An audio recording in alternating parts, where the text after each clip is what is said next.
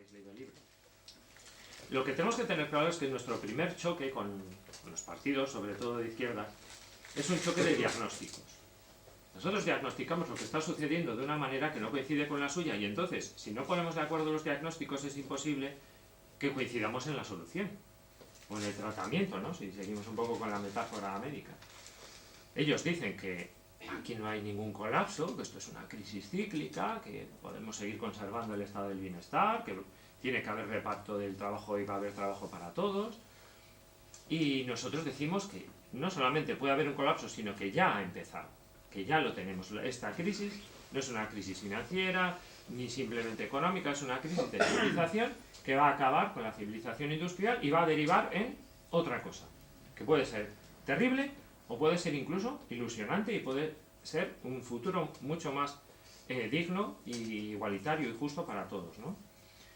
Entonces, aquí me parece muy importante todas las acciones que estáis haciendo muchísima gente, pues por toda la geografía española y yo sé que también por otros lugares del mundo, para intentar poner en común el diagnóstico, explicar muy bien las cosas, traer a los científicos que saben explicar muy bien estos temas, y no solamente científicos, filósofos, etcétera, porque esto tiene muchas facetas, ¿no? El problema. Y una vez que tenemos el diagnóstico común es mucho más fácil darle el salto a hacer políticas coherentes. Yo aquí no he venido a dar datos técnicos acerca de por qué vamos a colapsar. Si queréis podemos mencionar alguna cosa, pero yo no ni tengo el perfil, yo soy un mero divulgador de lo que estoy aprendiendo de otros, de los científicos y de la gente que desde dentro de las izquierdas está empezando a ser consciente. Y simplemente quiero dar dos datos, o dos, voy a mencionar a dos personas. Una es Jorge Rickman, que tiene un perfil muy interesante porque él es filósofo, es poeta y es matemático. Y entonces me parece muy interesante que una persona como él diga que cualquier persona con los conocimientos medios de aritmética es capaz de, en menos de 10 minutos, echar las cuentas necesarias para darse cuenta de que esto no puede continuar. Y de que vamos a un colapso o a un cambio totalmente radical del modo de vida. Y mi otra referencia, en la que me voy a extender un poquito más, es Dennis Meadows. Dennis Meadows es uno de los autores del informe de los límites del crecimiento. Supongo que muchas de las personas que estáis aquí conocéis. Este informe en el año 1972, cuando yo solo tenía 2 añitos, y fijaos dónde estamos ahora, ya estaba advirtiendo de que íbamos a acabar en la segunda década del siglo XXI con un colapso. O sea, acertaron de una manera alucinante. Ellos no hacían predicciones, ellos modelizaron el mundo, estaba comenzando el tema de la dinámica de sistemas, aprovecharon también la informática emergente y hicieron el primer modelo informatizado por ordenador de cómo funcionaba el mundo. De cómo funcionaba la población humana, la producción de alimentos, la contaminación, la producción industrial, toda una serie de variables, la introdujeron en el ordenador y le preguntaron pues qué sería lo que podía pasar en función de determinadas políticas públicas que se podían hacer de una manera o de otra, o de nuevas energías que podían surgir, etcétera, etcétera. Y precisamente uno de esos escenarios, que era qué sucederá si no se hace absolutamente nada, es el que se ha cumplido. Y se ha demostrado que han acertado de una manera muy, muy grande. Entonces, Dennis Meadows, 40 años después de aquel informe, le invitó el Club de Roma a hablar en Bucarest, a dar una conferencia acerca de, bueno, qué pasaba 40 años después de aquel informe. Y dijo algunas cosas que me dejaron a mí, pues, tan en shock, bueno, tan en shock, realmente no, porque estas cosas al final, cuando empiezas a indagar, al final dices, bueno, es que ya me lo parecía a mí, ¿no? Y una de ellas pues me dejó tan en shock que de hecho ha dado pie a una revista que la tenéis ahí, que es la revista 15-15-15.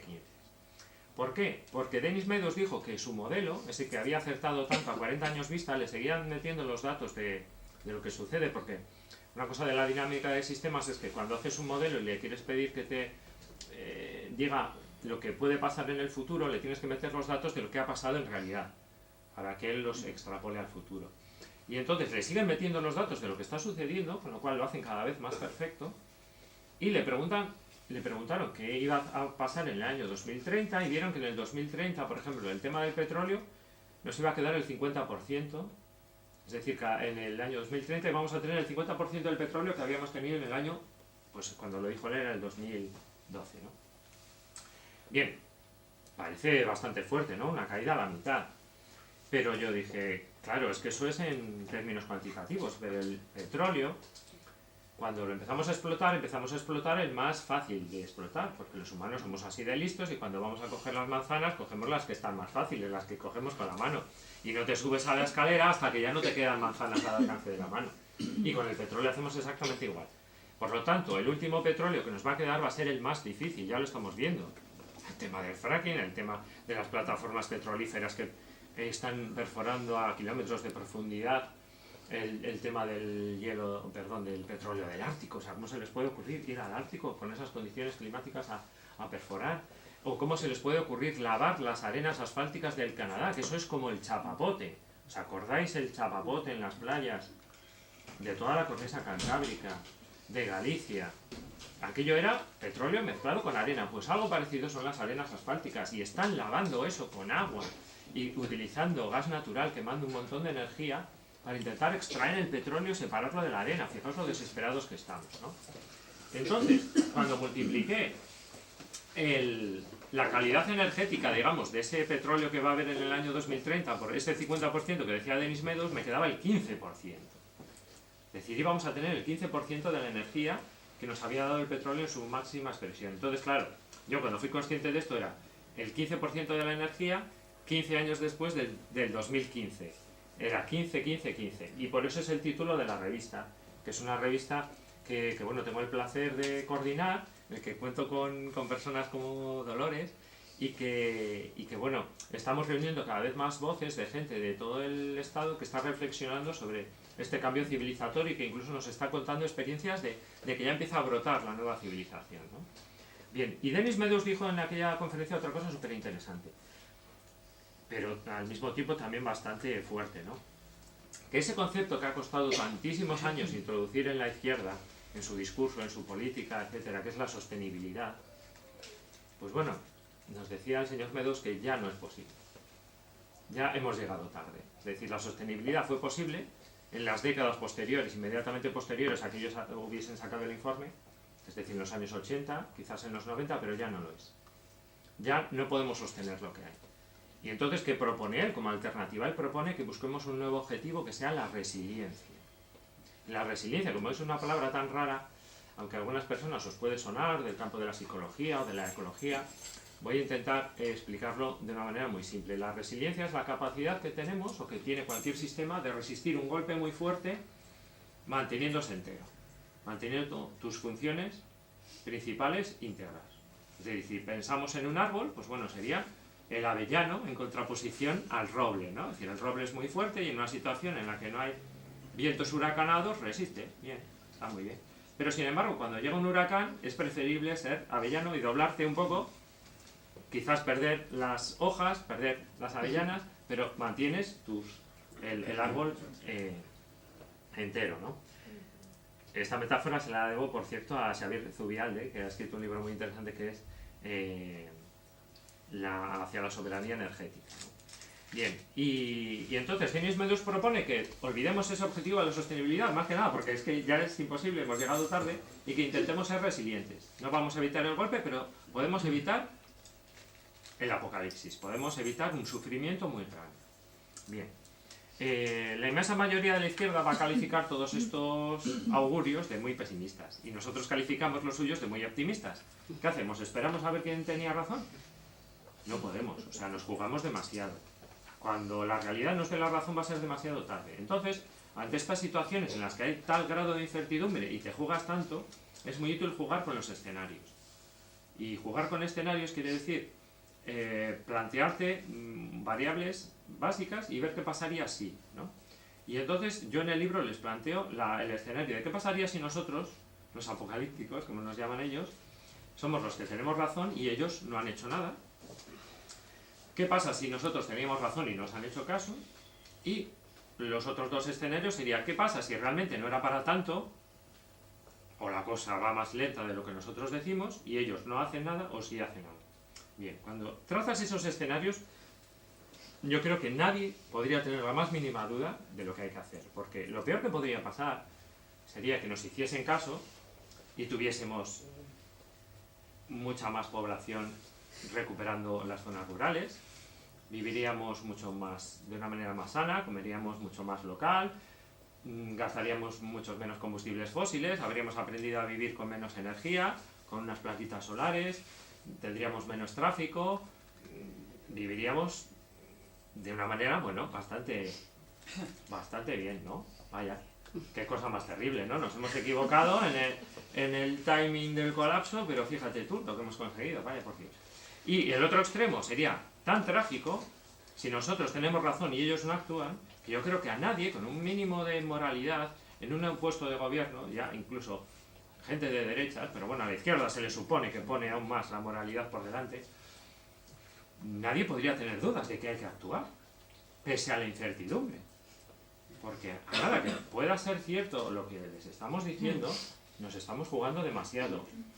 Y si se equivocan, pues no sería tan trágico. Realmente tienen mucho miedo a aplicar medidas demasiado pronto, pero realmente esa posibilidad ya no existe. Ahora las medidas que les pedimos o llegan a tiempo o van a llegar tarde, pero demasiado pronto es imposible que lleguen. Bien, y acabo hablando de las estrategias duales, que es por lo que yo acabo apostando en el libro. Las estrategias duales significan: vamos a hacer esto al mismo tiempo desde las comunidades de base, desde los movimientos de transición, desde la vía de la simplicidad de trenes, desde el movimiento anarquista, desde las ecoaldeas, desde todo lo que no tiene que ver con el Estado, y al mismo tiempo vamos a intentarlo también meternos en las instituciones para hacer lo que se pueda desde el Estado. Yo creo que la situación es tan trágica que nos jugamos tanto que no podemos renunciar a ninguna de las dos estrategias. Y yo por eso me dirijo y reclamo al movimiento libertario y al movimiento marxista que se vuelvan a reencontrar. Dicho de otra manera, que Marx y Bakunin deshagan su divorcio y se vuelvan a casar. Sí, porque nos jugamos demasiado. Y ya no podemos jugarlo todo a la carta del Estado, porque el Estado puede que de aquí a unas décadas ya no tenga recursos. Y por otro lado, los movimientos libertarios no pueden ser tan puristas de decir, no, es que el Estado es parte del problema. Bueno, pues seguramente sí, pero si tú puedes meterte, puedes apoyar una candidatura municipal y simplemente te puedes hacer con el 5% del presupuesto municipal, puedes cambiarle y puedes significar la diferencia entre la vida y la muerte de gente de tu pueblo. O sea, es algo tan duro como eso, porque puedes haber preparado un montón de gente para que se autoalimente, comprando tierras municipales, haciendo formación para que la gente conserve sus semillas, para que recupere saberes tradicionales. Y si hablamos de nivel estatal, aún más potente. Imaginaos lo que podría ser que en televisión española se pudiese hacer en horario de máxima audiencia un programa con los mejores creadores del país, audiovisuales, una serie que explicase esto y que ilusionase a la gente a hacer los cambios que realmente hay que hacer. Porque en realidad todo esto no se arregla con energías renovables, esto se arregla cambiando nuestra cultura y cambiando nuestros valores. Y para eso los medios de comunicación son una herramienta muy, muy potente. Aunque solo sea por esa pequeña oportunidad de hacer algo de eso, merece la pena entrar en el Estado. Y acabo dejando dos preguntas en el aire. Si no es la izquierda la que es capaz de mirar más allá de los dichosos 4 años de las elecciones, ¿quién lo va a hacer? ¿La derecha? ¿Vosotros creéis? Y si no es la izquierda la que va con la verdad por delante, porque yo insisto, las estrategias hipócritas me dan muchísimo miedo. Porque si de algo estamos hartas y hartos es de que nos mientan desde el poder.